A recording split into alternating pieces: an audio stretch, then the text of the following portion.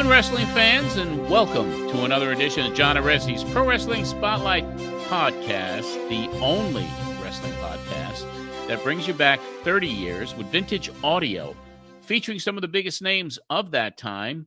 This show is no exception. The Pro Wrestling Spotlight covered all the news and breaking developments that happened in real time, and now we get to relive those moments right here on this podcast. Today, we will review the show that aired on 1240 AM WGBB in West Babylon, New York on September 11th, 1994. Ron Skoler, the man who was the driving force of the AAA Lucha Libre invasion with his IWC, joins us in the studio for this podcast to review his appearance from 29 years ago. It's going to be a good one today. I do want to mention to everybody our Patreon account, more content every single Sunday. All of the unedited Pro Wrestling Spotlight archives are up there. $5 a month gets you in the door. There are other levels if you want other vintage audio, vintage video, 8mm films, chances to appear on this program, photo sets. We also have a new batch of vintage WWWF stuff from the 70s. That's all up there. $5 a month gets you in the door. And there are other levels that you can upgrade to. Just go to patreon.com/John Arezzi, and you can get all the information there. And it's well worth the money, even at the $5 level, because you get the entire history of the Pro Wrestling Spotlight radio show in all its glory. Let's bring on Marsh. Hey, John. Marsh, how are you?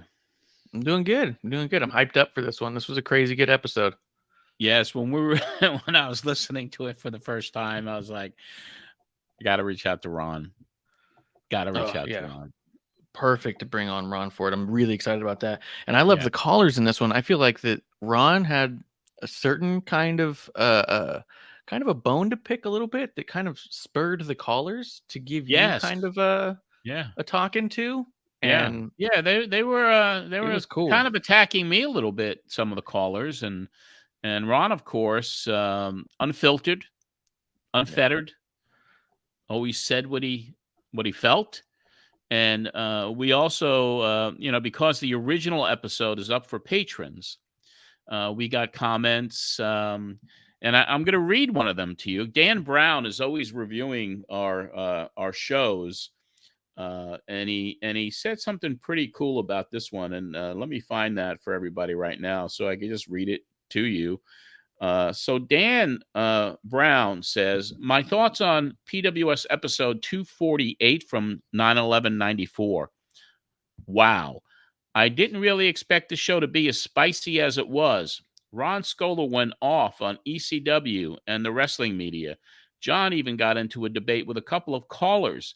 I really enjoyed the discussion with Ron and John discussing Lucha Libre's rise in America. I think the only thing that would have made the episode better is if we had a surprise call from Paul E. and him and Ron would have gotten into it. So very interesting stuff. Rich Williams, of course, one of our patrons. Ron was an interesting guest. He certainly didn't hold anything back on his opinion of things. So absolutely, it's going to be a good one today. Yeah. Well, I think the man has joined us direct from New York. Do you want to bring him on, or do you have any other questions for me before we start this? No, I think we're good. Let's bring him on. All right. Hello. There is Ron Skoler. How are you? I'm good. How are you guys? Doing good. How's everything in New York? Well, everything in New York isn't great right at this time, but I'm doing good. You hanging in? Crazy times we're living in. But and I live like a block away from the UN, so you could imagine. Oh, geez. Yeah. So anyway, I guess this is a good way to relive, my sort of youth. Because I had like very little memory of this show until you just reminded me that this is not one that we did at the New York studio. This is from, was it WGBB? This is when I went out to the Long Island studio after the pay-per-view. And This was actually before the pay-per-view. Oh, it was right before the pay-per-view. Yeah, Okay. there's one other appearance that we have of yours after the pay-per-view that we're going to invite you back on for that one. After this. Okay, good. So I want to keep track of it. This is the second one that we're doing. Yes. This is out of 3, correct? Yes, 2 out of 3. Okay, Yes. this is number 2 out of 3. All Yes, right, 2 out of 3 ain't bad. What I wanted to say was I remember this, and it was at the little studio in Long Island, not the one in Manhattan. And I think it was earlier on. It was in the afternoon. Yeah, this was like a 12 to 2 p.m. show. Right. And I remember coming on and like being attacked and whatever. And it was kind of weird. It's like, I thought, I'll have some fun with this. And I guess I responded accordingly. Yeah. Well, you were doing a lot of the attacking too, though. Yeah, because of a lot of things that I was subjected to right before this that, quite frankly, I was not used to and I was not expecting. Right. I think that came across really cool in this is that you were clearly not just a wrestling fan. You came across money and wanted to open up a thing. You weren't from the wrestling business, and that was really clear in the way you handled the conversations about it, but your attitude towards some of the wrestling environment and media. Well, I mean, a lot of it's true because I had come from the outside looking in, but I guess most people do, right? I mean, most people do. You didn't grow up in the business, and you come into it, and everybody comes into it from somewhere. And, you find that, a lot of times people, regardless of, your good intentions, regardless of how well you treat people, regardless of, working hard and putting your money at risk to try to make something happen, there's just a lot of haters out there. And, especially in the wrestling business, including a lot of people, in the wrestling business themselves, especially who are like very, I don't know, but they're kind of like resentful of anybody, that came into the business from somewhere else. So I guess they hate Tony Khan. There's a good number of them that do hate Tony Khan. But even from what you're saying, saying, that's sarcastically, because he's like No. one of the saviors of the business. Yeah, that's true. I think he's doing a fantastic thing. I think AEW is doing a fantastic thing, for what they're doing. But I'm saying it's like he didn't grow up in the wrestling business. No, not at all. He was a fan. He used to go to ECW shows back in the 90s. I mean, okay. So he Did was. he go to any lucha shows? I don't think so. Oh, I don't think he so. was definitely a big ECW guy. So he was hand in hand right there. Yeah. that's No, cool. but I mean, for what you're saying, Ron. I mean, it's really true. I mean, people want to see you fail. I mean, that's kind of, they get a kick out of that. And if you have any type of success at all, people try to bring it down or kind of spread rumors and innuendo and false statements and make things up. And it's not just from the fans. And of course, back then when you were doing your thing and I was doing my radio show, there was no internet. It really wasn't a factor. That was kind of a good thing too. I mean, because the internet, is both a blessing and a curse. Yeah, but I mean, that's what I'm saying. And who knows how elevated everything that you were trying to do, and it's just the nature of the beast. Because now it's like a cesspool. The social media is a cesspool, and everyone's always trying to destroy each other.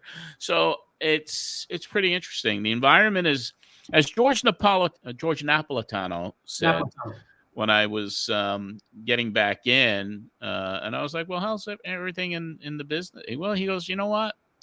He goes, it's bigger, but a lot more people are around today that think they're important. A lot more people think they're important. And that's kind of people have a sense of entitlement. Yeah. Yeah. I know we were talking before we get into the clips. I know we were talking off air about the show Wrestlers, which I think you really endorse, as well as we all do. Marsh, you finished watching it finally. Incredible. Ron, you've seen it. I love it. I love it. It was the best wrestling documentary I've ever seen. Yeah. And I've been watching OVW in New York on channel 186 on the YTA network for a couple of years. And I really love that show. That's my favorite thing because it's like an old school type of wrestling show like from the past, Yeah. And I think it's cool because it takes place in the Davis Arena with, a couple of hundred fans or whatever they have.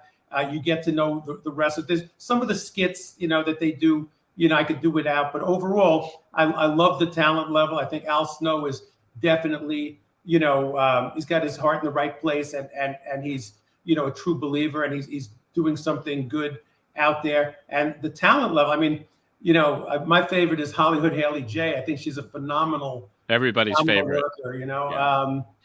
She's great, and she's, so we'll see what happens. But, there's a lot of really good, stuff happening that I hope that they're able to make it. I hope they're able to, I would think that they should get their own, wrestling show on Glow. Not Glow, I'm thinking Glow is on Netflix. They should have something like that, but not necessarily another documentary, but maybe have their wrestling show moved to a streaming platform like a Hulu, or Netflix, or one of the big ones. Like every week, and put that on there, and I think that would help blow them up and take them to a much better level, and at least bring the territories back a little bit. Yeah, it's good, man. Wishful thinking. That would be cool. But why don't we go back 29 years? Oh my God! Because there was a lot going on 29 years ago, Ron. More than now. Yeah, I mean, you were about to, you consummated the deal with WCW, and I guess, Marsh, we have clips on that, right, when we start discussing that. So we'll get Ron's opinion on that stuff. So why don't you take it away, Marsh, and let us know what we got coming up, and let's do this thing with my friend Ron Skoler, who was so instrumental in my life so many years ago. And as you were with mine. Yes, we were intertwined. I listened to your radio show, and it was fascinating to me, and I called in. Yeah, so great. You opened the show. Ron was on the way. He wasn't there yet, and you were breaking down the Cauliflower Alley Club that was coming up in Springfield, Massachusetts, first time in the East Coast. And you do bring on Donnie to go over just the daily capsule, weekly capsule. My apologies. On what's going on in the world of wrestling, and there's a few weird and notable things in here. Okay, let's hear it.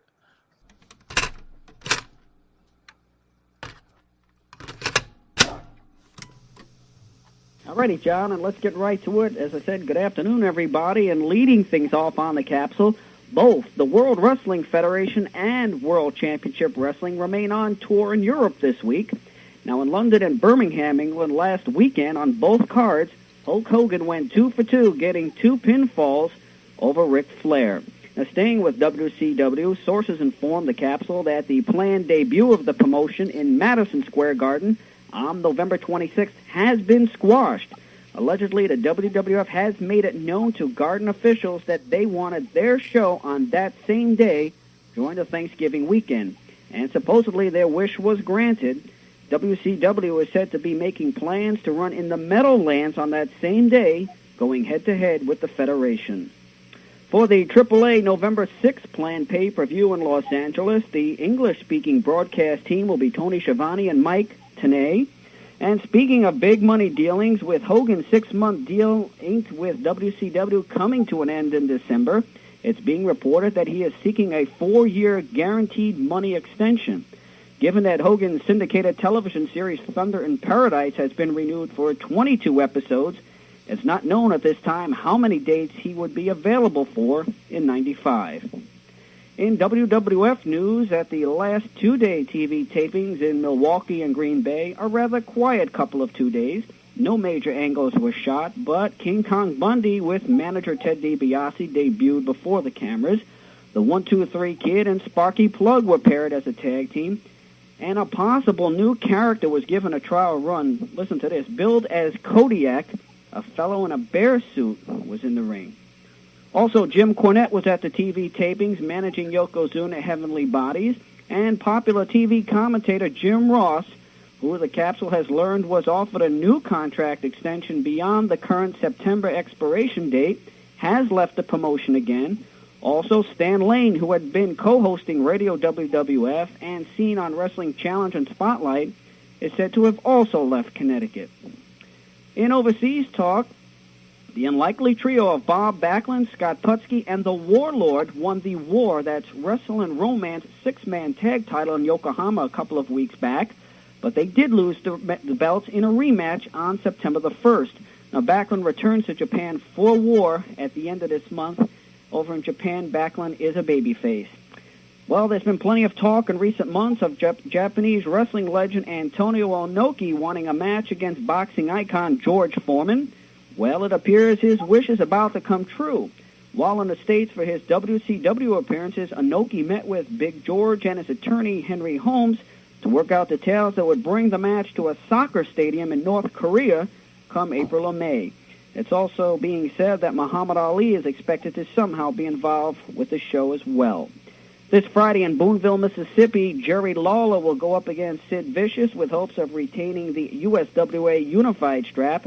And as a reminder, ECW has rescheduled their ECW Arena show from September the 17th to October the 1st. Finally, in wrestling history this week, it was on this day 8 years ago, September the 11th, 1986, in Tulsa, Oklahoma, that the one-man gang became the UWF champion, a belt he gained by default due to Terry Gordy no showing the card.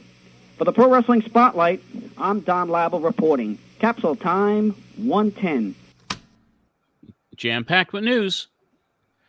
Yeah, there was a lot there. That MSG show, like you said, didn't end up happening. Yeah, I can't. I when we announced it a few weeks ago on the radio show, it was like I had a feeling it wouldn't happen. Ron, you know Vince McMahon. He wasn't going to let WCW go into Madison Square Garden at that time. I don't know. He didn't do anything to us when we did. Oh yeah, did you not come up with any? Because people have told a bunch of stories about WWF stopping them from working this venue and that. Did you not? I don't know. I remember there was a WCW show that I went to that was at the theater in Madison Square Garden, and then we did a show after that. We did a show. We had run IWC AAA in Chicago, and then the next day, in New York at the theater in Madison Square Garden. And, people say, WWE or WWF, whatever they were at the time, may try to stop you and this, that. But no, they never caused us any problems. In fact, people from when people had called me from WWF or whatever, asked, different things about, like, can we have this wrestler or that one? I remember specifically Louis Spicolli, at the time. And I didn't stand in his way. And I never had a problem with Vince or anybody, from there. I admire, what they accomplished, obviously. It's interesting. What do you think? Do you guys remember Kodiak, the bear? I tried to look up this guy in a bear costume, and I could not find it. No, but we had a guy named Super Rabbits, Super Conejo. He was Super Rabbit. And he wrestled in like a rabbit. He only wrestled one match in L.A., but like that was like, a character that, we really liked him, Yeah, you did some around, creative. You did some creative character development, didn't you? Yeah, but not like I wanted to, because if we had television, I remember Eric Bischoff said, to me once, said, we're thinking about doing a down and dirty wrestling show. I guess that meant like, not high tech and all that kind of stuff. And I was like, yeah, that's great. That sounds wonderful. Of course, it never came to fruition. Yeah. But my God, if we had television, imagine. We're doing it, without television. How can you do that without television? I mean, where would Gorgeous George have been? Where would anybody have been? You need TV for wrestling. You need TV for sure. And that show at the theater at Madison Square Garden, that was what was it, in June of '94? What was the month on that? If you say so. I mean, it sounds right. I don't remember something like that, because I wasn't even on the air at that time. I do remember Dr. Mike Lano being backstage, and Yes, I remember. Yeah, he was there. It was funny because when we talked about the pay-per-view, not on this show, but a few weeks ago, one of the callers, Brian from Long Beach, Brian Last, had who had said that he heard that the broadcast team for the pay-per-view, When Worlds Collide, one of the guys was going to be Dr. Mike Lano doing play-by-play, and I was like, absolutely, that's not going to happen. Where did you hear that from? Probably from Dr. Mike Lano. Maybe from Dr. Mike. Yeah, maybe. Yeah, So the pay-per-view, Cuando los mundos chocan, when the worlds crash, when the worlds collide, right? That's right. That's right. So I found that odd. Yeah. Let's see. We're getting close to. By the way, we did one in LA where we built a cell. We actually built a cage and built. It was not cheap, and then we called it Lucha and Jaula, like wrestling in a jail and in a cage in a cell. And it was great. We had a match out there in that. It was a main event of one of the shows. I still don't know what happened to that, to the cage. I hear that somebody else has been using it. I don't know where it is, which I guess is okay. But we did build that cage, and I have no idea what they're using. I don't know. Maybe the LAPD has it now. Specifically for that show, and that was at the show where Mascarita Sagrada came off the top of the cage onto Jake. Yes, that's right. There was only one cage that show. Yeah. That's right. Yeah, Mascarita Sagrada. He got his revenge. Yeah, that was cool. Jake. That was Jake. Jake got a little color during that match. I don't want to digress too much, but I'm enjoying watching Jake. I feel like I know him better now than I did at the time we were working with him, watching him on Dark Side of the Ring and hearing him talk and explain things and stuff. I really kind of like have a better feel for him and a better understanding and more of an affinity than at the time, because I really feel like, from that I get to understand him better. Yeah. What was your relationship like with DDP? I was pretty good. It was pretty good. DDP, and he's a nice guy. He's a friendly person. He's intelligent. He's always like everybody else, and he's looking to better himself. He's always looking to put himself, in a good situation. But I respect that. And he was always a good person to deal with as far as I was concerned. I never had a bad experience with him. Yeah, Jake had him joined at the hip. They were joined at the hip. I remember when I did the IWS tour, he said, DDP has got to come because he'll be my babysitter. But DDP, obviously with him being the second or for the AAA stuff that you promoted, it did really good. Reached out to him not too long ago, and I thought that would be kind of a cool podcast here if we can get Jake and DDP on with you. Sure. What about Conan? And him too? Yeah. Would that be something? That'd be cool. Wow. I don't think I'd get a word in edgewise, so I better talk now. See what we can do, but yeah, that's cool. Yeah. Go ahead, Marsh. I'm sorry. Who was very nice. I want to say one more thing. Who I met and worked with briefly at that time, and who sadly passed away, who was a very nice person, was Sherry Martel. Yes. Yeah. You put her over in this one. You talked very highly of her in this one as well. Yeah. I don't know if I pulled that clip, so anyone who's got Patreon would have heard it, but you mentioned specifically working with her as her being a huge star that you enjoyed working with. Yeah. Let's see. So you do talk to Donnie after the capsule for just a few minutes about the CAC and the people who are going to be on there. One thing I thought was super noticeable, apart from the honorees just being really cool, Pedro and Gorilla and Skoler, one of them was Boyd Pierce, and Donnie said he personally requested to present the award to Boyd Pierce. What was their relationship like? They'd known each other for many years. Donnie and Boyd were friends, and Donnie just kind of really revered him. So he was a special person in Donnie's life. Yeah, that's cool. Let's see. You go through the ads. The bus trip's going to be moved from the ECW because the ECW tapings have been shifted, and you realize on air that it's been shifted to the same day as the CAC. So now you realize you can't go to the ECW tapings or the CAC. But here's another thing, because I won't know until I hear the tapes. I know I have an episode here that's coming up, which is the 10/16 show, and it says Cauliflower Alley Morales Monsoon on it. But I don't remember being there. So maybe Donnie did some interviews and we got some sound from him because I went on the ECW bus trip. I don't know. I don't have that memory until I hear the show, and then I'll find out. Okay, cool. That brings us over to you and Donnie do talk about WCW and WWF going head to head in the same town because they're going to be in the Meadowlands while WWF took the Garden, and you guys postulate that it's kiss of death. Realistically, it's bad for both. No one's going to come out on top here. Exactly. Best case scenario, they both have depleted houses. So the Cactus Jack spot comes on. I was noticing here, Cactus at this point has shifted to sounding an awful lot like what we end up hearing Mankind sound like. He's way more screechy and screaming than he was in the previous, as we've seen him grow, the Cactus character. I was kind of like surprised at how screechy he was here. Mm-hmm. Do you got a clip of that, or is that on Patreon as well? It's on Patreon because you've laid all this music underneath it. Oh yeah, copyrighted music that we don't have a license to use in a forum like this. But patrons, you could hear it. Yeah, the patrons will hear it, and then maybe if I find one where the music is low enough, we'll play that on one of these because there's a few. So but that brings Ron on. Ron makes it. And before you cut the cord with Donnie asked Ron specifically a question. I just thought it was really cool hearing Donnie and Ron discuss the AAA for a minute. I just thought that was cool, so I wanted to play this one. Excellent.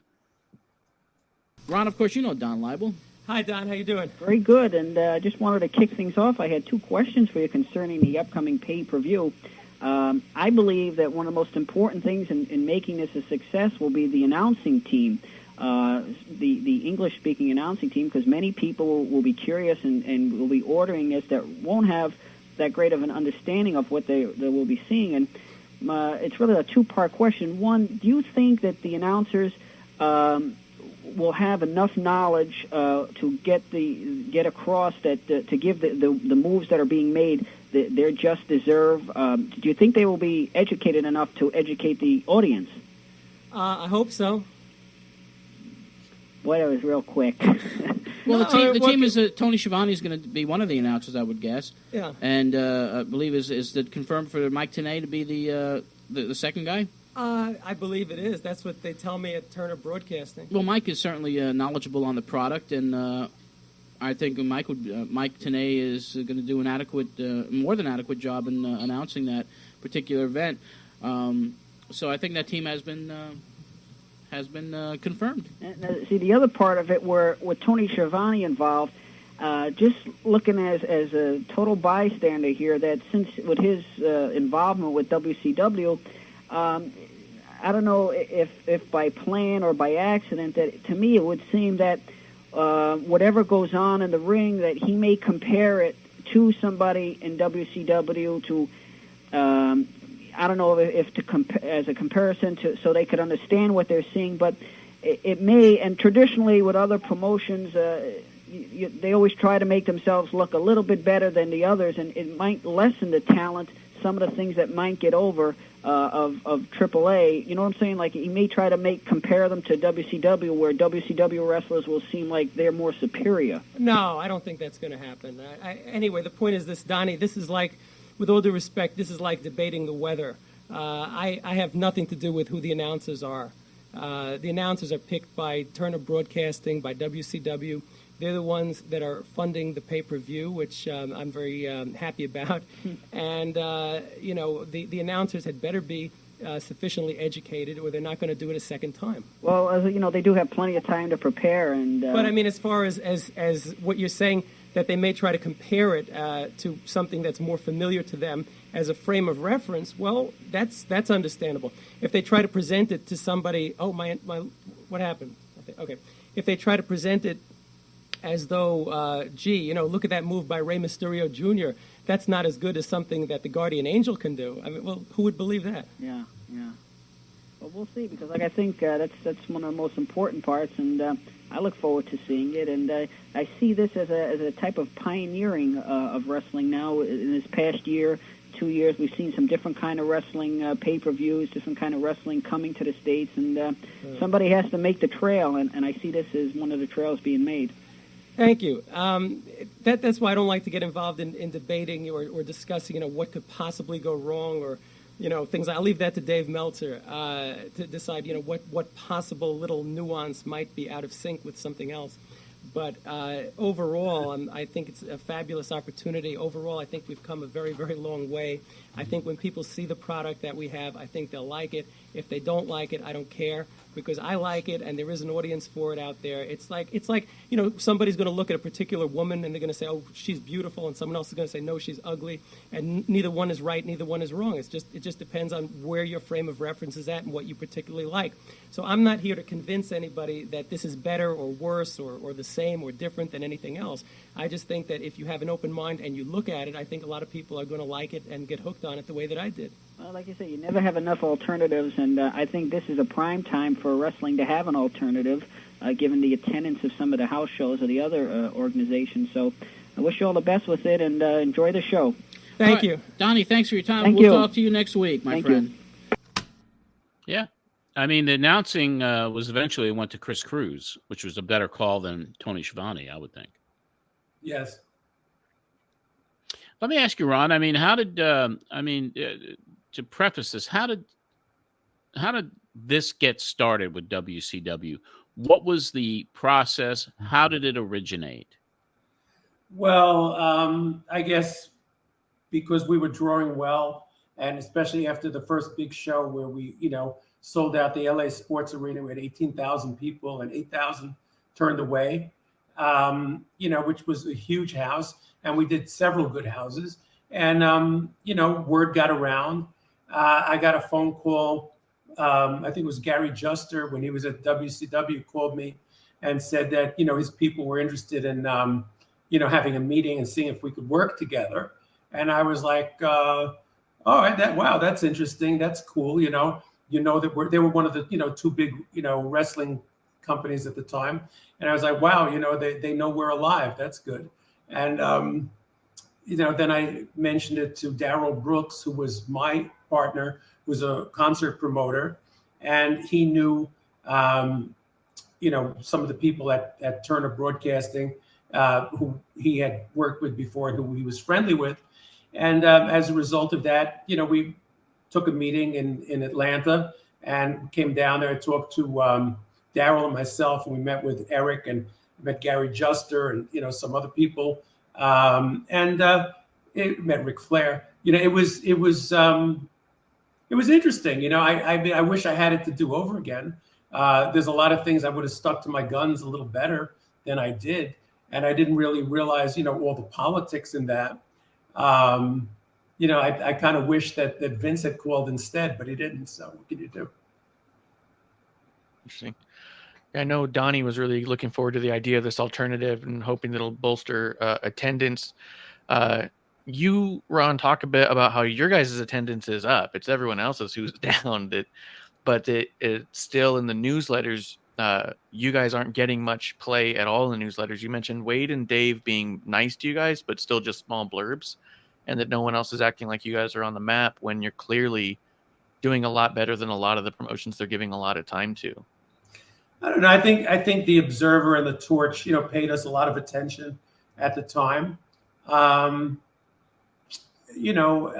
was a lot of skepticism because apparently many promoters had promised to do various things or whatever, and it didn't come to fruition. So I could understand, their, what's the word, reticence, and skepticism. So, I get where they were coming from. I think, we weren't like the darlings of, some of the, I don't even like to call it the sheets, the newsletters, whatever. And I could understand that, looking back, I understand it a lot better than it was.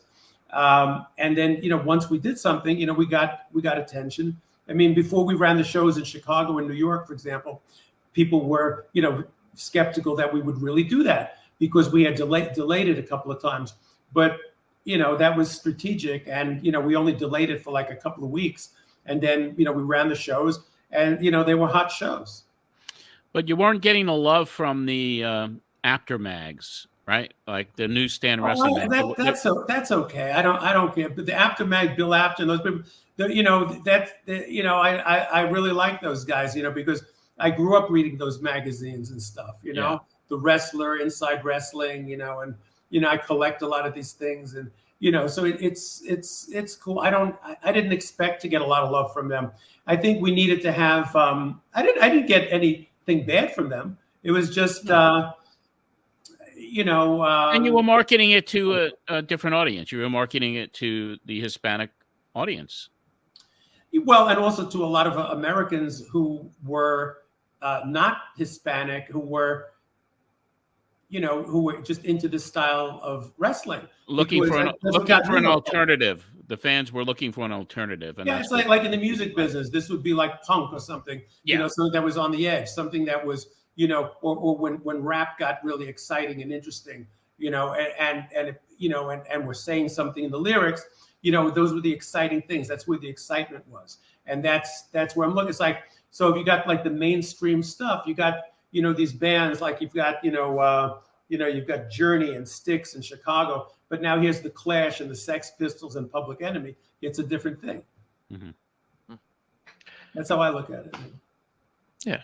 No, it all makes sense to me. At the time, you and John were going back and forth a little bit. John saying that American fans weren't being exposed to AAA as well as they should be, and you were arguing that you were promoting and doing the shows in big cities in America. That but you do go on this little rant here for a minute about why it's difficult working with AAA and the way that they manage how they promote versus what you'd probably like to see on the other side. Yeah, I mean, it was frustrating for example, of course it's frustrating because like I said, I love it. I love the wrestling, but it was a business to me, not a hobby. And, when you see things like, we just do things differently, I have enormous respect, for the Mexican promoters and, the people in Mexico were great to me, so only positive things. But for example, if we're going to be promoting a show here in the United States, we'll start 4 to 6 weeks out. We'll start with the promotion of that show. What they'll do is they'll start maybe 5 or 6 days before the show. And then they'll work like maniacs 24 hours a day to get ready for that show.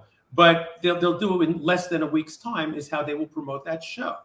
Yeah, but 30 years ago, Ron, you were getting a little frustrated, and Marsh, that clip. Let me play you this clip. Yeah, of course.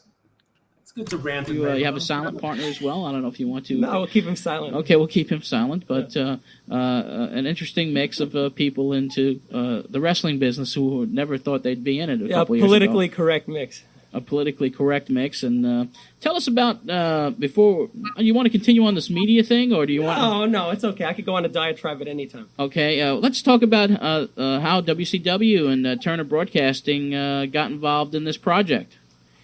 Well, Eric Bischoff had expressed some interest a while back in doing something with us because he was aware of the numbers that we had been drawing in the United States, and he saw this as a new style of wrestling. It's a much faster moving style. It's more exciting. These are my words, not his necessarily, but he saw this as an alternative to the American style product. And since Eric Bischoff took over at WCW, he's had great success in terms of two things. One, raising the ratings on their television programs, and number two, which I guess is in a way related, is increasing the buy rates on the pay-per-views, which are the most lucrative things happening at Turner Broadcasting's WCW subsidiary. So Eric has had great success in this regard, and he was looking for a way to expand with respect to pay-per-views in a way that did not overexpose their own product. And I think Eric is in many ways a visionary. I think he's a very intelligent person.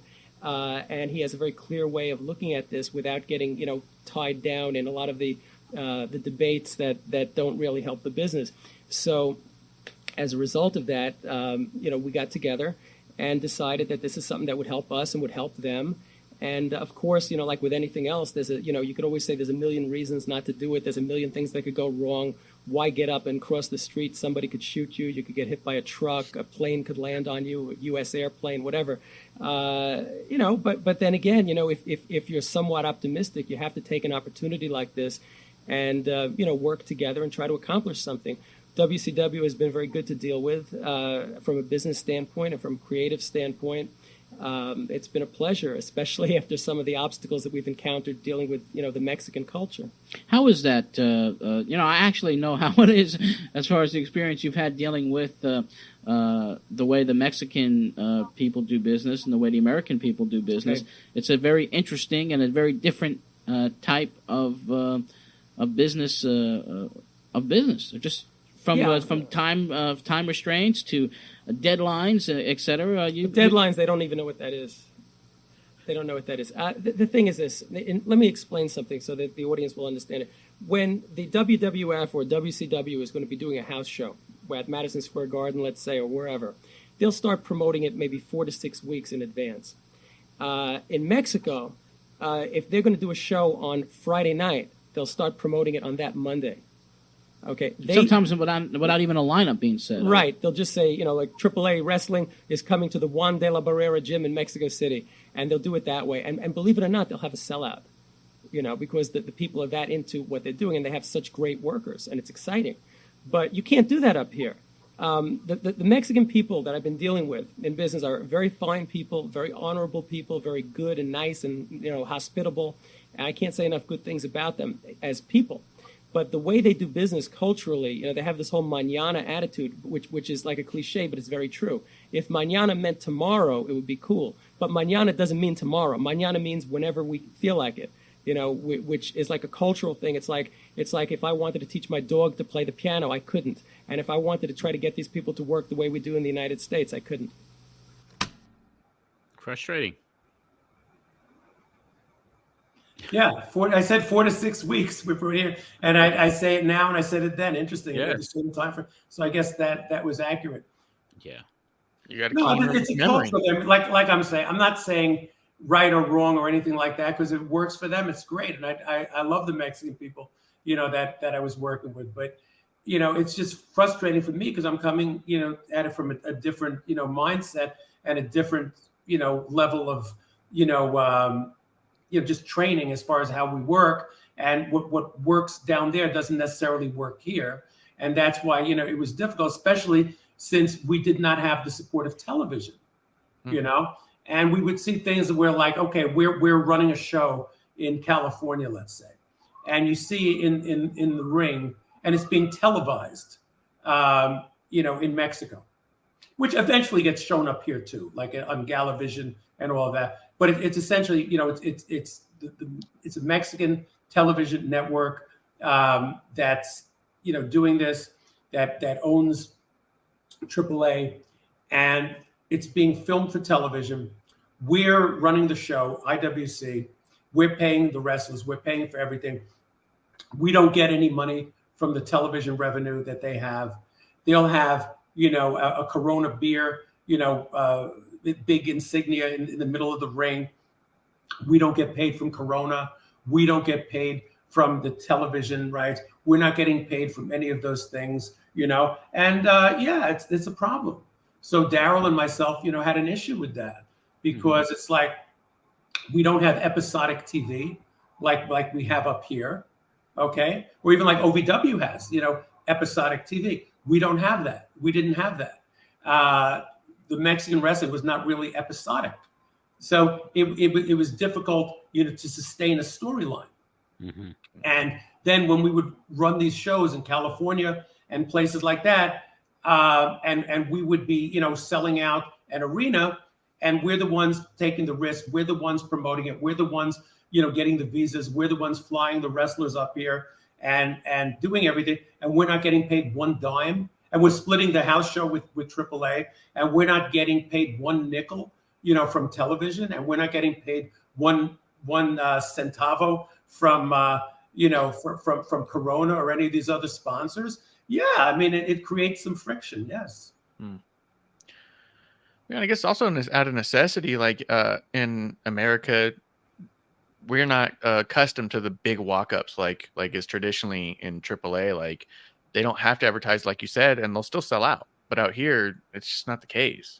Right, because what I understand is that a lot of the Lucha fans, the Mexican fans and otherwise, they're used to being disappointed. That's what I heard. We ran our first show, and I would be constantly calling the box offices to get the count. What did we sell? What did we sell? What did we sell? You know, especially within 24 hours of the show. And then the day of the show, like, well, you know, we sold 6,500 tickets, you know, so we predicted it'd be about 8,000, 8,500 people. And I'm thinking like, well, I don't know. I mean, maybe we could break even from that. I don't know. Is that all right? I mean, I'm worried. And the next thing I know, you know, there's throngs around, you know, the stadium, you know, the arena, and they've got like, you know, 8,000 people turned away, and it was all a walk up. And I mean, I think it took like 3 or 4 years off my life, but that's what, you know, that's what you deal with.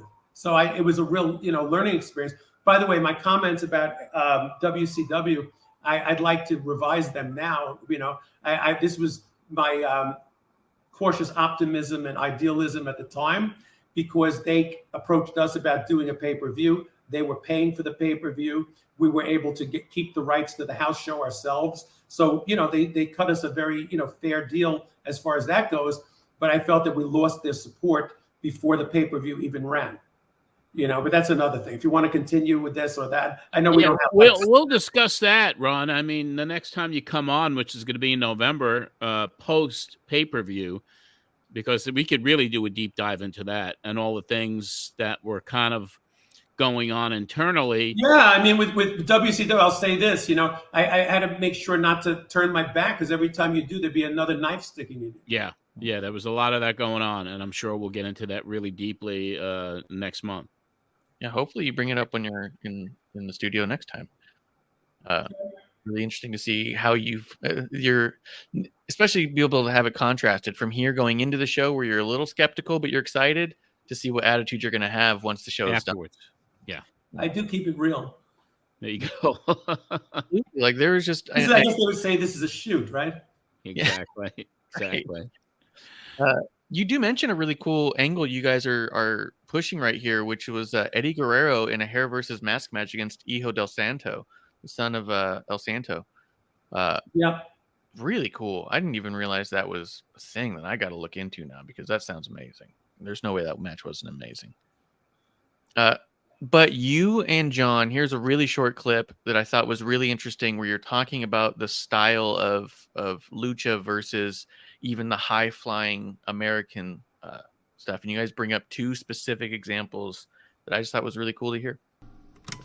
What's interesting here is that there are many differences between the Lucha Libre style, which is a much faster moving, more athletic, you know, more acrobatic style than what you see up here. To give you an example, I mean, someone like 1-2-3 Kid, who's a good worker up here, who is somewhat, you know, into the lucha style, is considered a great worker here. And I suppose he is by, you know, the standards that we're used to. But if he were in AAA or EMLL, he would be a very, very average guy.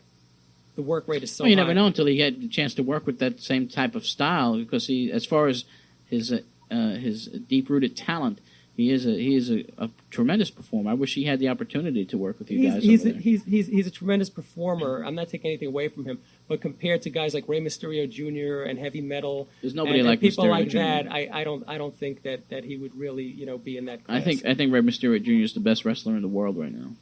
Well, I think he's probably the greatest lucha wrestler as far as doing the high spots. And this person is 18 years old. He's been wrestling professionally since he's 14. So I mean, I'm a huge fan of Rey Mysterio Jr. But you know, just to put what you're saying into context, I mean, he's 18 years old, and we're talking about him possibly being the greatest. Well, for pound, there's no doubt that he's the greatest in the world. Yes. That aged well. To this day. I don't know that I would have used, you know, those analogies. I mean, he's a great wrestler, you know. I mean, I don't think I would have used that analogy now, because, you know, he 1-2-3 Kid's a great wrestler, and you know, it's just a different style. I guess I was just trying to, you know, get across how good our guys were, and you know, and the enthusiasm. I wasn't trying to put anybody down. I think in your defense too, this was the 1-2-3 Kid. We still had another 10, 15 years to see how great he would become. I don't think that you were trying to put him down as that he wasn't great, but if you put his exact match in a AAA show, it wouldn't stand out the way it does stand out on a WWE right. show. And by the way, to be an average wrestler in AAA is pretty high. You know, that's like being an average player in the NFL, you know? Yeah. Yeah. There's still only 1% of people who make it there. And the Rey Mysterio, there was nobody doing what this kid could do back then. It was revolutionary to see this teenager and his work with Psychosis. I mean, that stuff is magical to this day. Unsurpassed in regard to the excitement. Eddie Also Guerrero kind of was funny. a great worker too. Yes. Oh yeah. And I do think it was a little funny that, you know, you mentioned 1, 2, 3 Kid, and you're like, yeah, well, he's no Rey Mysterio, and then John's almost like, well, that's not fair. Like, he's like, no, it's Rey Mysterio. Right. You know, it's true. Yeah, and I also you look at Sean 1, 2, 3 Kid, and I mean, he really didn't have a lot of national TV exposure even at this time. He had really just made that impact with that surprise pin of Razor Ramon on Raw. That was about 93, I believe. So he really was just still getting started too. So he was still developing his style, and as you indicated, especially when Attitude Era came about and Degeneration X and all the other things that Sean was able to do over the course of his career, he proved himself to be a Hall of Famer. Yeah. Oh, and then the matches he had with Guerrero let you know he was capable of hanging. Like, amazing. I guess it was like a reaction, on my part about, kind of like not getting a lot of love from certain, people in it, and I had to, try to, and I just felt that people who were like the darlings of, the newsletters and a lot of these people at the time were, like, okay, well, you know what, there's another world out there too, and I want to let you know this. Because there's a whole world that you're not aware of. And that's what I was trying to do. Yeah. Yeah. I don't think you were actively putting down Sean. And I would venture to believe that Sean would to this day probably agree with you that Rey Mysterio is hard to beat. But Sean was a great wrestler too. Yeah. Ron, who were you looking at back then as far as on the American side? Because I know you integrated Louis Piccoli. Obviously Guerrero and Art Barr, they were Love Machine, they were part of the deal. But were you looking at other guys to possibly integrate into IWC at that time, whether it would be a Malenko or a Benoit or anybody like that? We did bring in Chris Benoit. What can you say? I mean, what can you say? How did you like the play, Mrs. Lincoln? I mean, it was we brought him in, and he was phenomenal. Yeah, where did you use Benoit? We used him in a 6-man tag team match in LA. In LA, okay. Yeah, and I didn't meet him. I was actually sitting in the lobby of the hotel talking to some people, and I saw him come in and check in at the hotel, and he had like a very intense look on his face. This is, many years before anything happened. So I didn't like go over and say hi, nice to meet you or anything like that. But, I saw he came in, and then I guess he went to his room or what have you. And there was no issue. I mean, I didn't meet him. He wrestled for us. He came in, he was on time. He was a phenomenal worker. Yeah. And did he wear a hood? Did he wear a Texas Kid, or he was Benoit? He was Chris Benoit. Yeah, Chris Benoit, right? Okay. And with other people we were looking at, absolutely. You want names? I'll give you a name. Yeah. Okay. Yeah. Sabu was one of the names that we were talking about. I kept hearing about him all the time. I met him. He was like kind of like a, kind of like weird introverted kind of guy, but a great worker. And we never worked with him.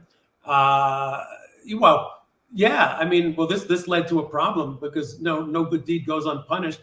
But we wanted to use Chris Candido and Tammy Fitch, and we came close to doing that actually, but didn't work out the way that I wanted it to. So that was another thing which we could go into or not go into.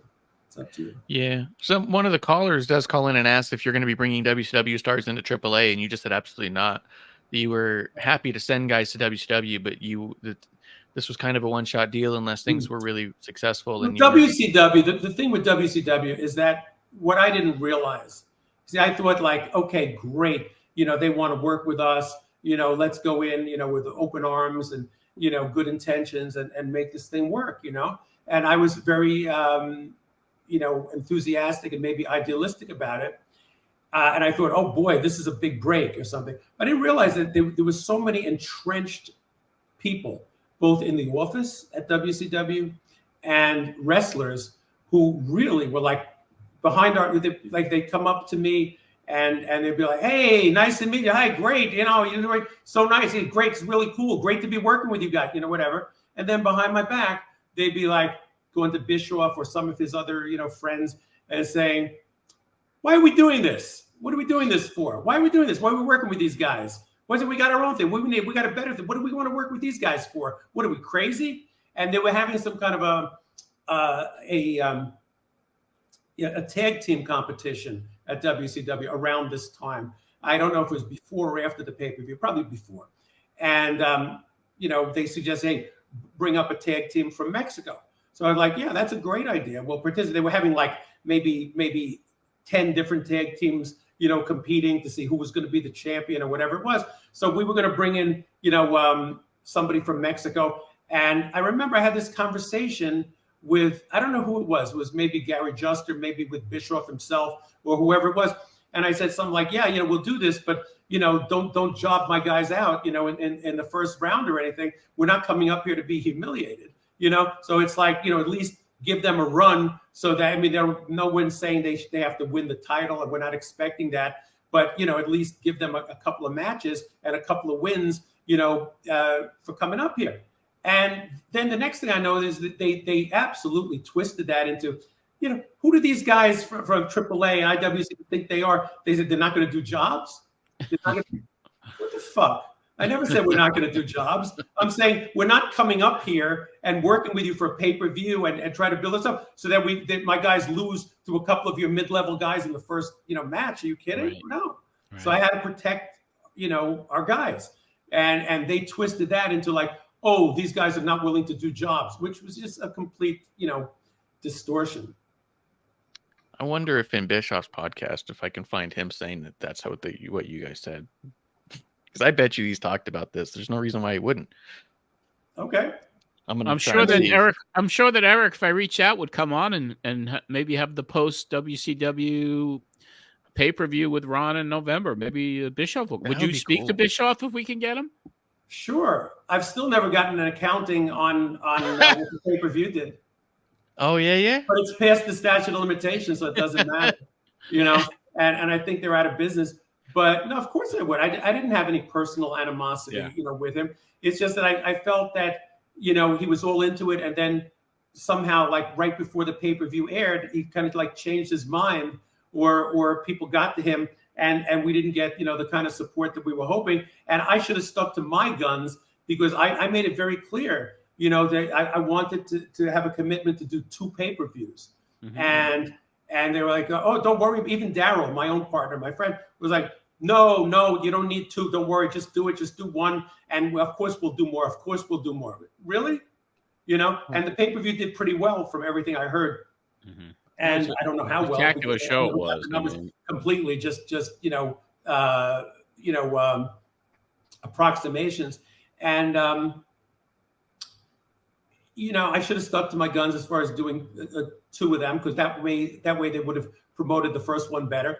And not only that, but they were saying to us like, oh, we think, I forgot what it cost, but I was like, yeah, this should be like $29.95. And they're like, no, we like to do it at $14.95 because it's a new pay-per-view. I said, you don't understand. The people who like this will pay for it to watch it. This is not like, your stuff. And then I was like, well, can we do it at $19.95? Can we do it whatever? No, let's just do it they want to do that at like a low price because they were afraid. And I'm like, you don't get it.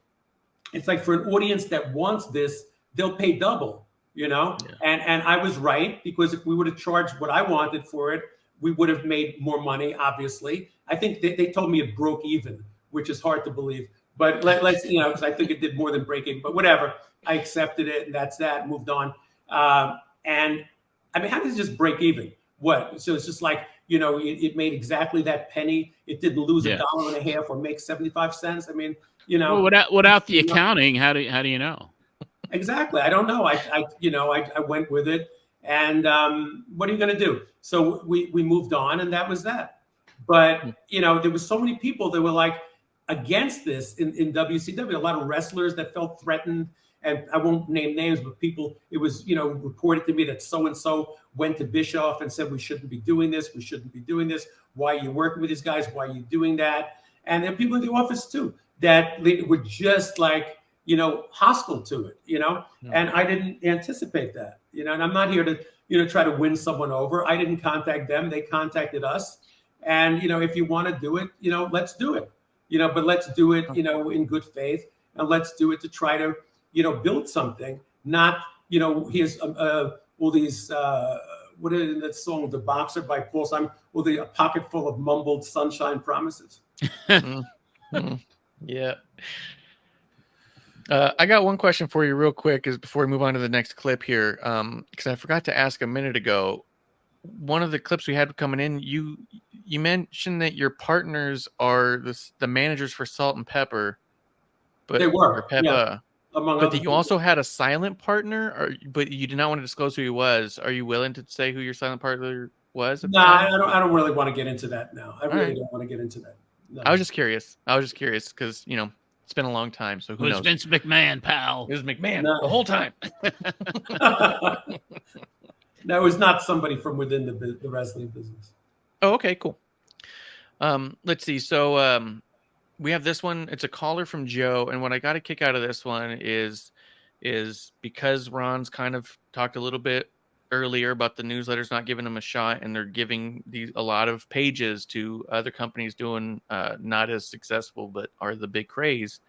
And John, this is right in line with what I was telling you last week, where you're talking about how you're trying to call everything down the middle between NWA and ECW, but so much of your show is ECW focused that it kind of creates almost a dilemma where part of the reason you came back to do radio was your excitement over ECW, so you can't be completely unbiased.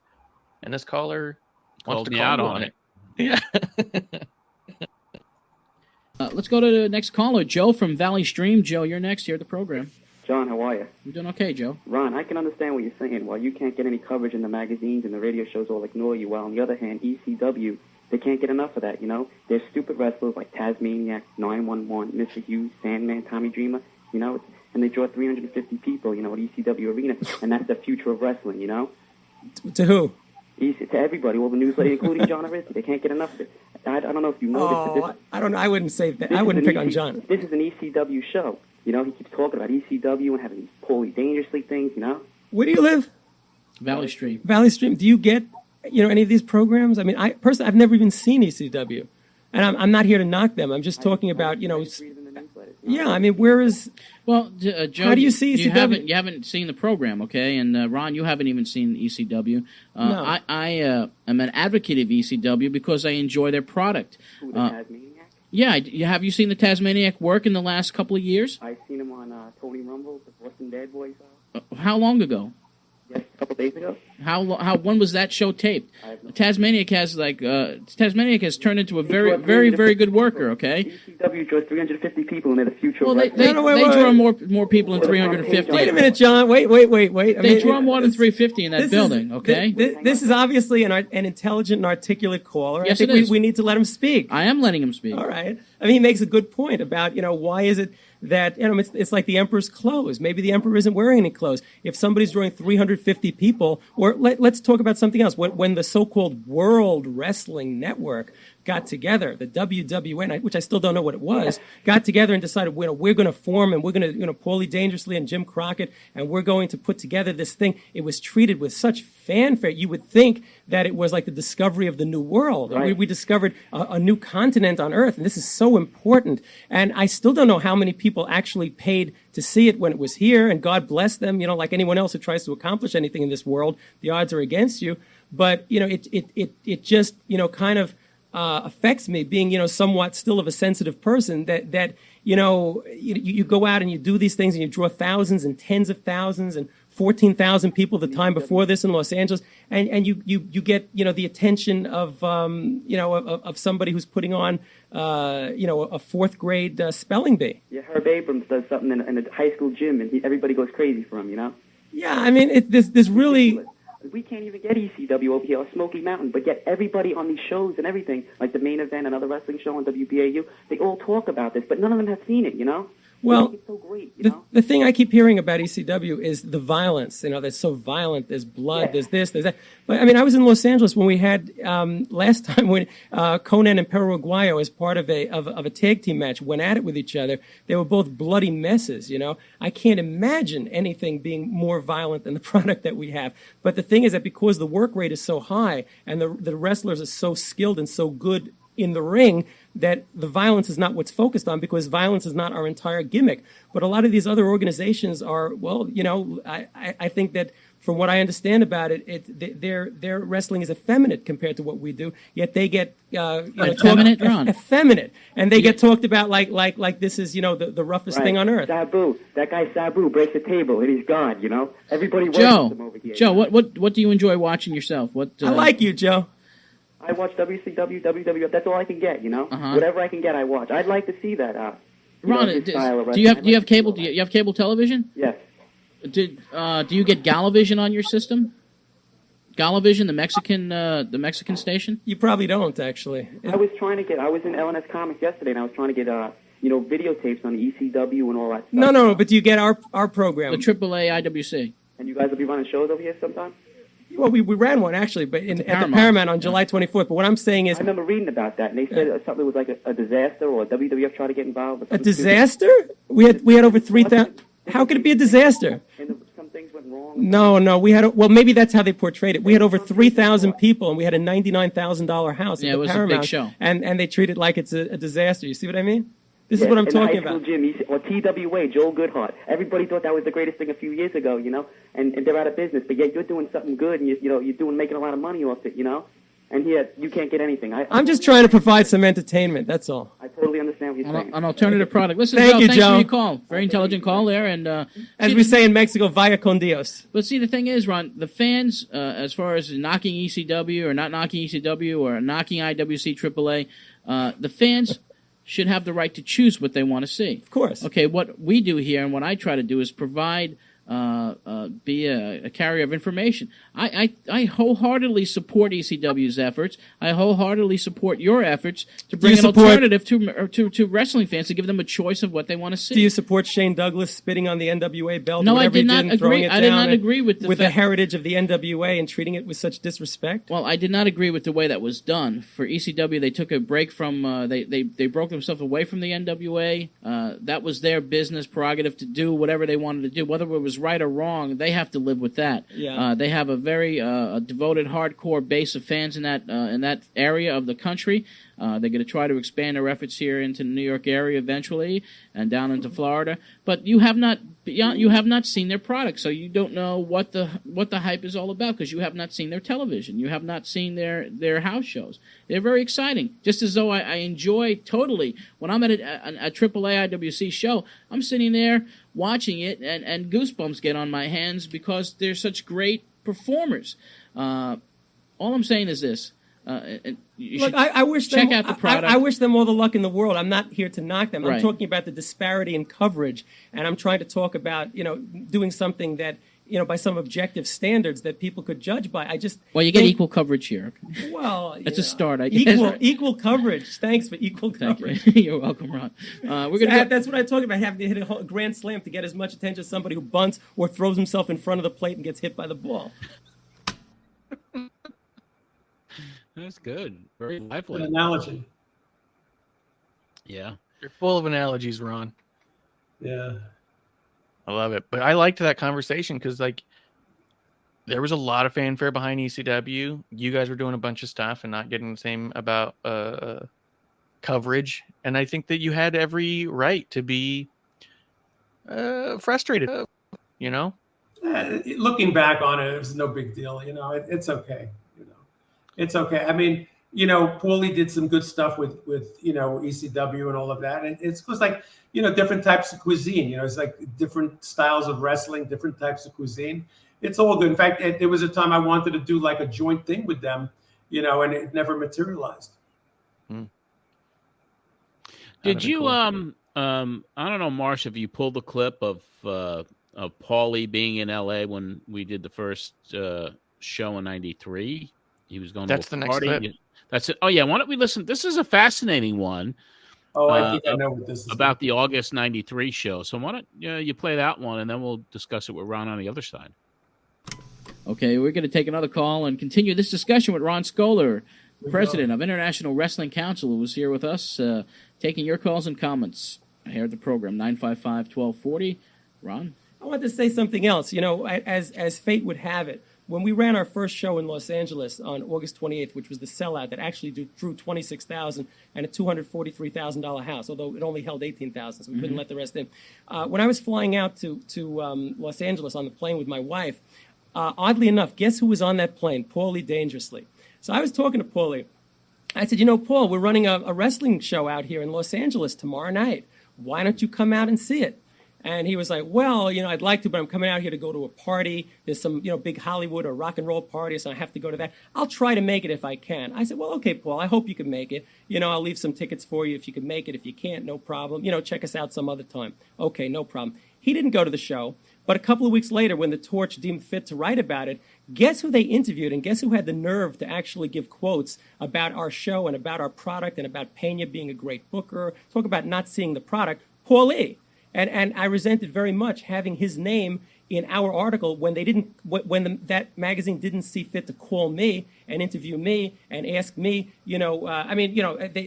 anything of any great, maybe a few questions, but it was nothing, in depth or anything. And here's Paulie talking about a show that he didn't even attend. This is a great Point business. Well taken. This is a great business, really. This business is a crazy business. Why we are in it? That's another question for another show. Masochism, maybe. Masochism. Greg from Manhattan, you're next here at the program. Greg, where do you live? You live right where? You picking this up in Manhattan? Yeah. Great. What part of Manhattan? Well, I'm in Spanish Harlem. Okay, super. Yeah. Bienvenido. Excuse me? Bienvenido. Welcome. Yeah. Oh, thank you.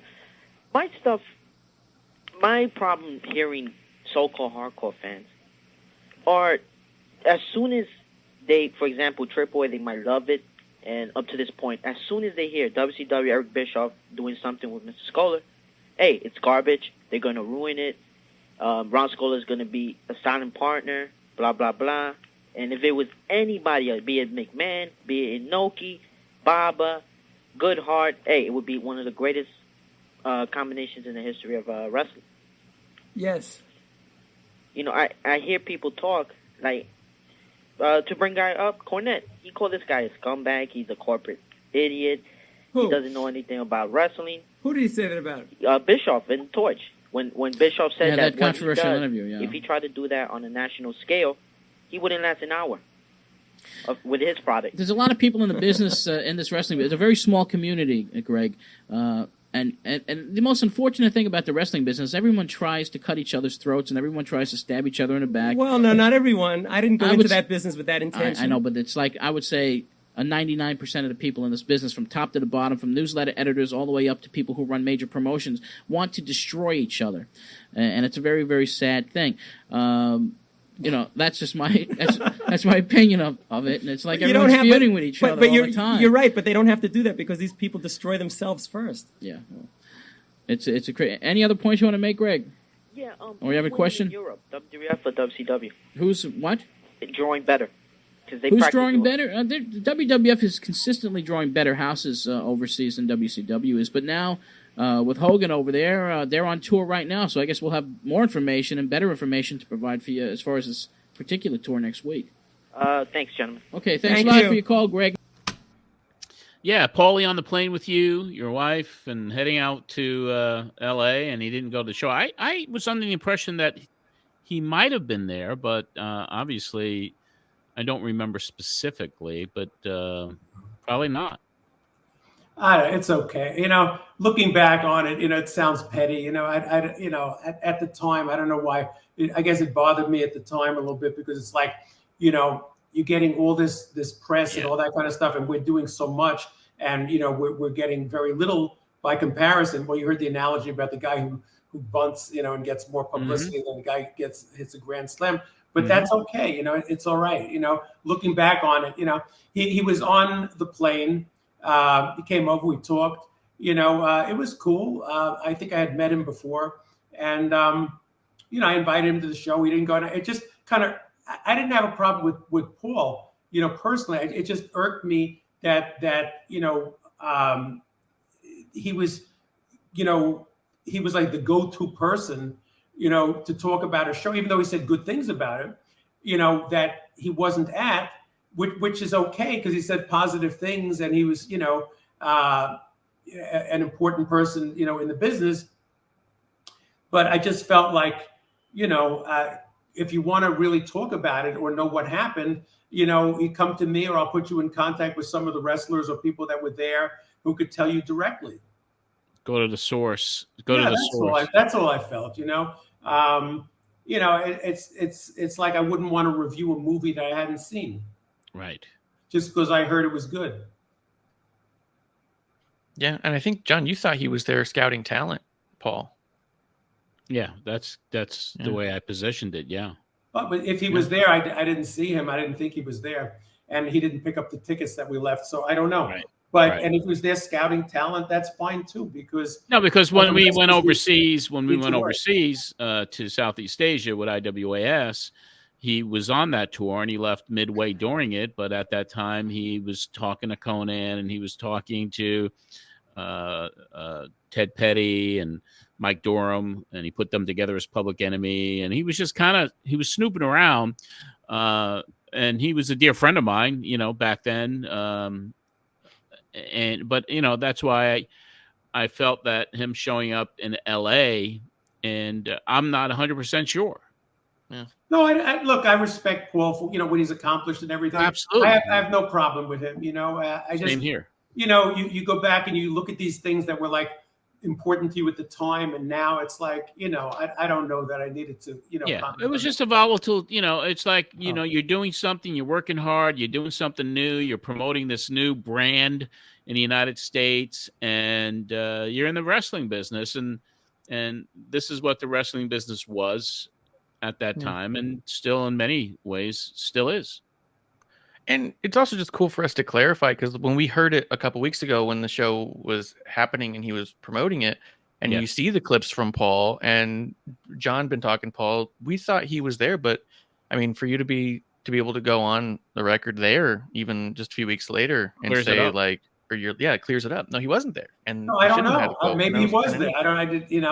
It's not that you're aware of, at least. I didn't think he was there. Well, he's someone that we certainly can't get on the show, so. Yeah. Why not? Because he's with Vince. On the show. Why not? He used to come on your show all the time, and he was good all the time. I remember he was like hanging up. It was goodbye. Yeah. Right? He was on all the time. All the time. Why wouldn't he come on now? Well, it's he's the wise man. He's he's not either. I'm sure that he can make his own decisions. I think he's got enough power there. If he wanted to come on this podcast, he certainly could. But the invitation has been sent multiple times, and it's always been rejected. Oh. What are you going to do? He didn't pick up the tickets. I still admire him. I still think he's a genius. I still thank him for all the stuff that he did for me back 30 years ago, and all the appearances. And he really was somebody that it was kind of a really cool friendship all those years ago, Yeah. You do mention the bus trip, and you invite Ron to come along to watch ECW live, and Ron says he's going to sit this one out. Okay. Did you ever go to an ECW show, Ron? Do you know? No. I wanted to do a promotion with them. I had this idea. I think I even mentioned it to Paul one time because we had dinner once, and I think I mentioned it to him, but nothing happened with it. It's like I wanted to do like a joint promotion, our stuff with their stuff, where like myself and Conan and a couple of guys go down to the ECW arena, and they come down and ask us, and we're making some comments, like derogatory about this bingo hall and things like that or whatever. Invasion. Part of the show, right? And then they get into a fight, with Conan and some of their guys and a couple of our guys, and then we decide, we're going to settle this, and we're going to have like a match, at the theater at Madison Square Garden. We're going to have a match in Philadelphia, and maybe one of them, our guys get over, some of them, their guys get over. Whatever. I know this is like inside baseball stuff, but this is what we were talking about. And a little bit, that was my, my idea. I think it would have been fun. I think it would have worked. I think it would have helped, both promotions here. And it just didn't materialize, but it would have been fun. Did you ever have any conversations with Cornette? Yeah, a little bit, sort of. Yes. I remember, I think he was doing Smoky Mountain at the time. The conversation I had with Cornette was more about when I think Chris Candido and Tammy Fitch were working for him at the time. And we wanted to fly them out to LA for a show. I thought, they would have been really good on that. And we did, in fact, book them. And I said, we should exchange talent or something. And he said, well, who have you got? And we talked. I met Cornette after that a couple of times. I like Jim Cornette. I mean, I have a lot of respect for him. Talk about a guy that keeps it real. Talk about a guy that everything is a shoot. I mean, I love Jim Cornette. What can I tell you? He's the best. This guy. Do you listen to his podcast at all? Some of the things on YouTube, I'll watch them sometimes. I don't listen to the podcasts actually, except the ones I'm on, of course. But other than that, like yourself and Brian Last and this stuff. But really, otherwise, no, I haven't listened to his podcast. Yeah, he's amazing. It's just weekly enjoyment. I mean, it's just really very entertaining, and he's all over the place. And I see him on YouTube with Jim Cornette, like shoots on everybody. He does. And these things. He's great. Yeah. So, yeah, I mean, it was cool. So, what's the format of this? We just I don't want to digress and go on for 3 hours, but you play the radio, then you get my take now in the modern day. Pretty much, that's what we're more doing. or less like we've been doing. It's been pretty perfect. Yeah, I had I don't know if you have the clip, but do we have a clip where you talk about Coraluzzo at all? Is that something you have, Marsh, or should I just Coraluzzo? I do that. It's my last clip. Dennis Coraluzzo. Okay. So how many more clips do we have? This is it. I got Okay. one last clip. This was what I was leading into. So why don't we play that, and we'll talk about that on the other side as well. Oh, what did I say about Dennis? Well, let's It's find good out. stuff. Yeah. Oh, let's see. I got a good story about him in a minute, but go ahead. Cool. Here at the program, Ron, let me ask you a question. Mm-hmm. Since you've been in the wrestling business now over a year and a half, perhaps almost 2 years. What do you think? I hate it. I hate it. I just hate it. I can't stand the wrestlers. I can't stand the business. I love the product. I love the Mexicans. I don't have a great love for the industry. I mean, you go into this with good intentions because you enjoy it, because you want to accomplish something positive, and people try to stick knives in your back. People try to distort what you say. People try to just make you go away. And the wrestlers themselves, you can't be friends with the wrestlers, so forget that. Somebody who's a fan who enjoys it, they consider a mark, which is a derogatory term as far as I'm concerned. And it's just there are some exceptions, and the Mexican wrestlers are great, as far as talent and as far as just the as human beings, it's a lot better. And the people I'm dealing with in Mexico are very honorable, and so far my relationship with WCW has been quite good also.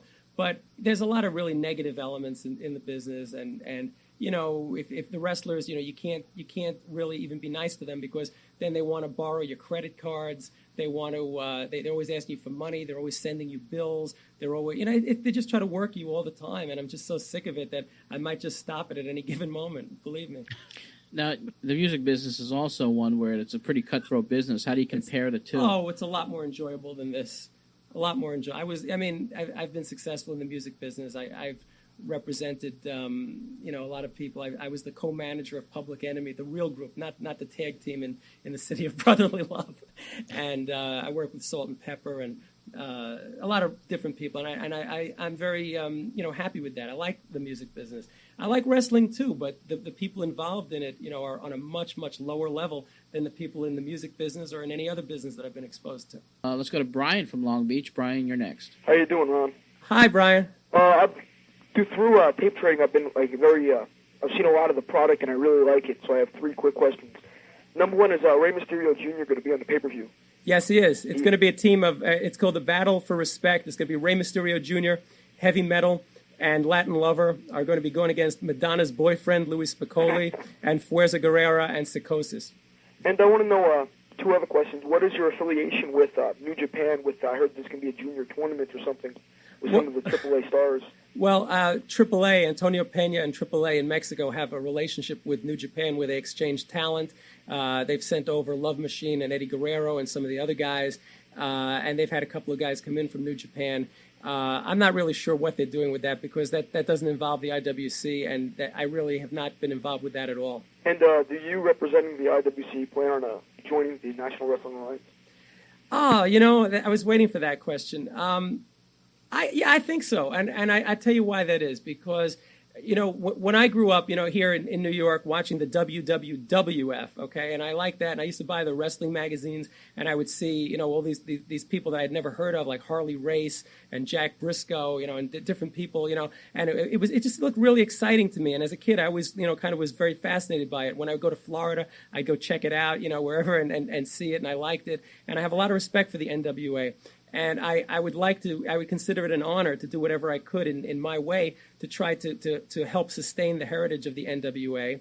And I know Dennis Carluzzo, has asked me, to join it. And, I'm inclined to do that. I've known Dennis, for about a year and a half. And, to me, he's always been a gentleman and a person who was very encouraging to me when everybody else was very discouraging. So if I could do that, and I would consider that to be a positive thing. And I think that Antonio Pena would probably go along with that, too. So you'd be bringing Mexican wrestlers in with, let's say, co-ventures with the NWA, Carluzzo? No, I don't know about a co-venture. Well, see, the thing is this. Well, would you bring Mexican wrestling to where he promotes in New Jersey, I would guess? No, not necessarily. Well, maybe, but the point I'm making is this. The National Wrestling Alliance has meaning in Mexico. If we do a match in Mexico, for the NWA title, it would mean something. To me, in the United States, it would mean something if we had on one of our shows, not just the IWC title or the AAA title or whatever, if we also, had an NWA championship. I think that would be meaningful. As far as doing like a joint thing, if Dennis is going to be running a show and he's willing to fly in and pay for some of my guys, I would be delighted, to bring in, 4 or 5 guys from AAA, to be part of that show. Answer your question, Brian. Okay. Where's Brian? That was Brian last, by the way. Yes. When he was a young man. Good man. So you had a great Carluzzo story. Well, I like Dennis. I'm sorry that he's not with us anymore. Exactly. It's kind of funny. I mean, he was doing like a big show big independent show in Cherry Hill, New Jersey, and he was like, "Ron, please come down, come to the show." And like nobody invited me to shows, what I mean? And it's like, okay, I could see why, I guess, but they always say, "Okay, come down to the show, come down to the show." Please come down. We wanna, we'll announce you, we'll honor you, we'll come down. We'll be so happy, with the stuff you do when you come down to the show. And he was running like a big independent show. He had like about maybe 500-600 people, and he had some good independent wrestlers on the corner. And I'm like, okay, Dennis, all right, sure, I'll come down. So, I go on, on the Amtrak or whatever it was, go down to, to Philadelphia, and, go to the arena at, in Cherry Hill, New Jersey. And, Dennis was a nice guy. Jim Cornette was at the show, in fact. And, some people, it was cool. But then he's like, "Ron, we're going to announce you. We're going to, these are all people who read the sheets and stuff, whatever. They're like, we're going to announce you, want to come out, just like say hello, just get up, like wave or something." I said, "You don't have to do that." He goes, No, we want to do that. We're going to do that. We want to do. I said, "All right, fine. Go ahead. Okay, cool." So then it comes time to do it. And this guy, he had the worst ring announcer in the fucking world. I mean, this guy, I don't even think he could read. Was it Fred the Elephant Boy from Howard Stern or not? No, it was not Fred. Fred the Elephant Boy, I got to. Fred is a good guy. I remember years ago, right? Fred used to come to the office and talk to me and stuff. He passed away. I don't know if you knew that or not. That's too bad. I'm sorry to. But it was not Fred the Elephant Boy. This was just like a guy who was working, at the time as the announcer. So he says, and tonight we have Richard Skybar from the WCI. And I'm like, Yeah, okay. You know, like you got my name wrong. You got the wrestling organization. Got everything wrong. You know, wrong name, wrong initials for the company, wrong everything. And I'm like, yeah, what the fuck? Okay, good. You know, like, all right, fine. And it's looking back, it's funny. You know, it's like that's it was an amateur night on Broadway, but it was a good show. And Dennis was good. And I remember we went out after that. We went out to some place like this bar or whatever, and they had some food. And Jim Cornette was there. Always an interesting, engaging, entertaining guy. I didn't talk to him a lot, but he, you know, he's always the life of the party. Yes. So look, I'm in looking back now on that interview that I did. I think I was all like, you know, very in an agitated state. And I think, you know, maybe, I don't know. I just like venting a little bit. Mm-hmm. And, you know, looking back on it now, you know, I think I was being very honest, you know, how I felt at the time, you know, definitely. So I don't take it back. But I think if I were to express it, you know, now, I would do it in a, you know, a kinder, gentler way. Probably. Yeah. Probably get less ratings. Because we're all different from 30 years ago. I mean, we handle 29. Well, we handle things differently. You know, that's just comes with being older and wiser. And you were in a volatile situation too, because you're trying to take something from scratch. You had great success, and you couldn't understand why people were trying to, you know, put it down, sabotage, do a deal. You know, it was like, and it's like one of the things I said, which is you know, it's all true. But one of the things is like, you know, I did come into it as a fan, you know, as a kid, you know, was watching it on television and buying the magazines and getting into it. And, you know, my father took me to some shows when I was a kid, stuff like that. And I was into it, you know. And I realized that once you get into it, I mean, you can't be a fan. You know, you can still love the product, but basically, you're being worked all the time, and everyone's asking you for stuff, and you know, you treat people right, and you know, it almost doesn't matter. You know, right. Although I think a lot of people acknowledge it. Eddie Guerrero always spoke well of me, and you know, people who knew me and stuff. So there's a lot more stories, you know, to get into. I enjoyed my time in wrestling. You know, I'll tell you something. I mean, I look back on it fondly, and you know, I actually, you know, if there was, you know, something now that made sense, that whereby I could, you know, get involved in some aspect of it, you know, as an advisory role or something, you know, of that nature, you know, I would definitely consider it, because, you know, I do love, you know, the wrestling itself, not just the lucha, but a lot of the other things. I watch a lot of these, you know, shows, and especially the smaller shows. I went to an indie show in Massachusetts a couple of months ago. I really enjoyed that. And, you know, I do miss it, because it's a lot of fun. And guys like you keep dragging me back in, you know, and bringing back all of these, you know, memories. So, you know, it's interesting. Yeah, it is. And I look at myself today as nothing more than a historian, really. And it's fascinating for me, as I say often on this program, that not a lot of people get the opportunity every week to go back 29 or 30 years and actually listen to what you were doing 30 years ago each week. So it's been incredible eye-opener for me, and it really brings back a flood of memories, and there's a lot of stuff I don't remember till I hear it. So yeah, I enjoy, and I have enjoyed the run for what we've been doing and covering 1989 to 1995. It's been fascinating for me to do it. Maybe the best is yet to come. Who knows? You never know.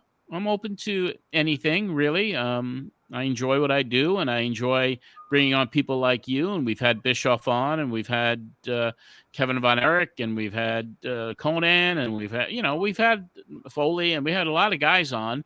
But, you know, a lot of guys are not here anymore. You know, a lot of people have passed away. You know, the thing with WCW, I guess I'll say this since we touched on it, you know, before, is that, you know, I don't come out of the corporate world. And I wasn't used to that whole corporate thing you know, where you have to like play politics and not really speak your mind and stuff like that. Mm-hmm. So for me, you know, I mean, if I were to do it again, you know, I would probably do it a little differently. I'd probably try to be a little bit more maybe diplomatic, but I also would have insisted on some things, you know, some safeguards that I felt strongly about regarding the pay-per-view that, you know, I was talked out of, you know, especially by my own partners who thought, you know, everything's beautiful, everything's lovely. But, you know, I mean, we could have really built something. And if they had a bigger commitment to us, which at one point I think we could have gotten, you know, it would have helped. And, you know, hindsight is always 20/20, but you try to learn from it. Yeah, absolutely. I mean, for me, my regret, and I was in a situation back in '94 that I was financially in a bad place, and I sold my piece of the action back to you guys at that time, and that was before the pay-per-view and all of that. And so in a way, I'm kind of like, boy, I missed out on some stuff to be right in the middle of it because, you know, I was kind of instrumental in connecting everyone together. And I was excited about it. And that first show in '93, I didn't know what to expect until that day and seeing what that was. And I was just blown away. So you're a visionary for even having the idea of wanting to bring it here. I was kind of a conduit, a hub, a connector.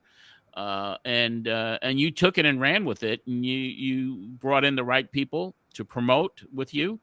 And you did amazing things. So what I'm considering this show today is kind of like part 2 with one more part to come, which is post pay-per-view in November, and then kind of get into it with you as far as, you know, that event, post event, and eventually how, you know, you kind of decided that enough was enough and you got out after a while. I remember I think that the next interview we're going to do is when I got into it with one of the callers on the radio.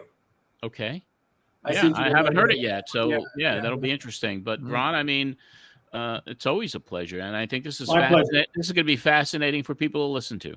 Thank you. Marsh, you too, man. Thanks. I had a lot of fun. You're great, Ron, man. I'm always excited when he says you're coming on. Take care, guys. Thank you, Ron. Bye-bye. All righty, Ron Skoler, just an amazing guest as always. And, you know, you sometimes you hear yourself from 30 years ago, and sometimes it's pleasing, and sometimes you say, wow, I really can't believe I said some things like that. I do it all the time. Yeah, I know. It was a little, it didn't occur to me that he might take it a little bit, because it sounded a little like he was almost so concerned, like we might be trying to get him and saying something mean about this guy or that. And it's like, that's not it at all. This is just you passionate about your business 29 years ago. Yeah. And here you can reflect on it totally different. It didn't occur to me until he was getting a little defensive on a couple topics. I was like, oh wait, no. We're not holding you to any of this. This was a young man. Yeah, absolutely. Absolutely. Yeah. I mean, he did amazing things, and it's part of a story. I mean, it's part of it's part of history, because that was a historic time. And that pay-per-view with WCW was a very cool concept. Unfortunately, it just didn't continue on a long-term relationship, and that's through no fault of Ron and his efforts. And you know, it was internally sabotaged, really. Yeah, I wonder a little about that too, about the people who didn't want anything to do with it. I think about too, there's that WWE Network show they had for a while called Table for Three. Yeah. I think about the idea of like Ron and Bischoff and you and even Conan, Table for Four, just really breaking down the AAA IWC relationship and WCW and that whole thing, because WCW became very well known historically, like as we're 20 years removed from its folding, as giving a big platform to luchadors. Mm-hmm. Why didn't it work better? You know, it should have. Right. It was the potential was just incredible. And that's why even the frustration lasts today, is because they still don't know what they have in the USA.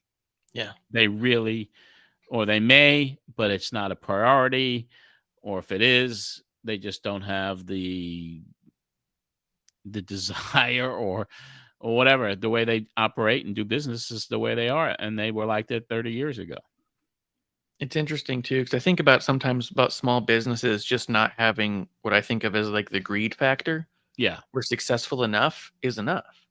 And then there's a greed factor that the major companies end up with where it's never enough. No matter how good, it's not good enough. And I just wonder if culturally, if successful enough is enough for AAA, that everyone's comfortable and they're happy with what's going on. And they don't feel that need to drive them to grow exponentially. They just think it'll come, Right. Yeah. Interesting. Fascinating stuff. And it was a good one. I mean, just to kind of hear back on what happened. And the entire show, unedited, obviously is up for patrons. It's already up there.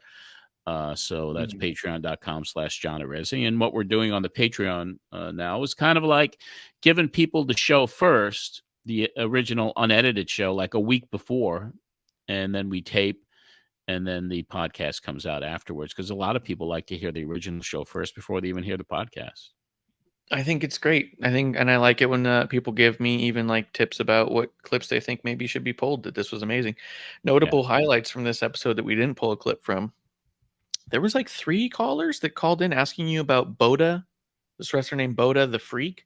Mm-hmm. And you hung up on every one of them right away. It said you never heard of him. So I don't know who it was or what the joke was, but you were ready to cut him off. So much so. Like I said, I was quick on the trigger finger because of, who knows what people were going to say. The last week specifically. And then at the very end, you had someone call in saying in 1987, there was a bald guy named the Head Basher. And you just went, boom. You go, never heard of him. And then you just started talking about something else. And it was all like, you didn't want to know if they were actually talking about someone or not. Right. You weren't having it. Right. Yeah. I was really paranoid back then. Very paranoid of the callers. Well, last week proved to us you had every reason to be. Yeah. It wasn't from nowhere. But I was excited to have. And we have 12 episodes, 13 episodes to go after this one before it's over. And then we decide what we're going to do with the next carnation or whatever that's going to look like. But we still got plenty, so there's plenty of paranoia to go. We'll start reviewing every CD that you had a hand in producing afterwards in Nashville. Oh yeah. We could do a whole deep dive on the music business, right? Maybe that's a whole other thing. But yeah, no, I like having Ron on. He's one of those ones too that you hear his voice 30 years ago, and it's the same exact voice. Same. It's kind of crazy. Yeah. But it's cool. And yeah. I'll reach out to him and just kind of thank him, and I hope he didn't have any concerns about the content and how he was 30 years ago. I mean, it's like a lot of time has passed. Yeah. And a lot of things have gone on. In a very frustrating situation. You had every right to be frustrated at Paul for giving quotes on a show he didn't go to. That doesn't mean that we think you don't like him or that you have something negative to say about him. Like, yep. No. All I know is this guy was like, he had an idea. Can I bring Mexican wrestling? And I wasn't even really familiar with it. I knew I knew the term Lucha Libre. I had watched Los Angeles wrestling from the Olympic Auditorium. They had some lucha involvement there. Mil Mascaras and others, Gordon and Goliath, but I never knew what really Lucha Libre was until I met Ron, and when I saw the product, and then when I witnessed what it was, it just blew me away, and it was like, well, this is pretty damn great. Yeah, and it was him who wanted to bring it here, and he did. Yeah, amazing. The only last question I have about this last show is that you said that next week you're going to try and get Jim Ross on because he left the WWF and he's working in Smoky Mountain. Do you have any recollection of talking to Jim I'm looking at next week's show, which is 9/17/94, and all it says on the tape, and I haven't heard it yet. I was going to upload it tomorrow. Sure. It just says Dave from the Power Twins, and it has Dave Meltzer. Oh, all right. So I don't think Ross was on there, and it's kind of ironic because Ross had just left WWF, and I actually had some meetings with Jim in New Jersey with my talent. With my agent about IWAS, we were wanting to do TV, and we had big aspirations, and Ross drove to Jersey, and he had conversations with us, and he brought in Nelson Swegler, who was one of the big guys in the WWF in production. And they had both been kind of free agents, and Jim took some meetings, and we had some conversations, but nothing never transpired. Well, that's interesting, because I know that when he went to WWF, there was kind of a little tension with you. You still had a ton of respect for him and everything, but there's that tension that he no-showed one of your shows. Yeah. I was a little, yeah. It was always like, yeah. But yeah, it was kind of cool that you at least got a chance to sit down and talk to him again after that. So interesting life back then. It really was. So this is it's really interesting now just to see how it's winding down the way it is too. Yeah. So should be an interesting quarter as we get into the fourth quarter here of 2023. To go back 29 years, not 30, to 1994. Yeah, I'm excited for what's next. Yes, sir. Marsh, as we do each and every week, give us some of your social media plugs and what you got going on, and what's going on in the life of Ref Marsh. Yeah, you can find me over on X at Ref Marsh, Reds Marsh Ref, same as Instagram.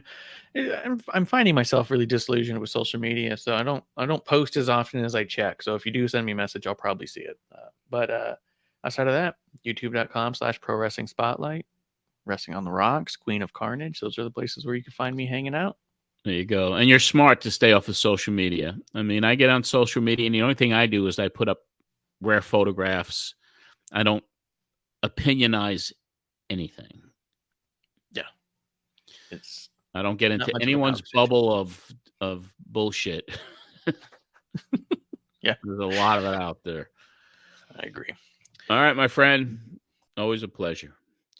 That'll wrap up this edition of John Arezzi's Pro Wrestling Spotlight. You can join our private group at facebook.com/Pro Wrestling Spotlight Podcast and Radio Show. We have our YouTube channel. Please check that out.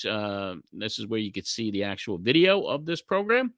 And that is at youtube.com/Pro Wrestling Spotlight.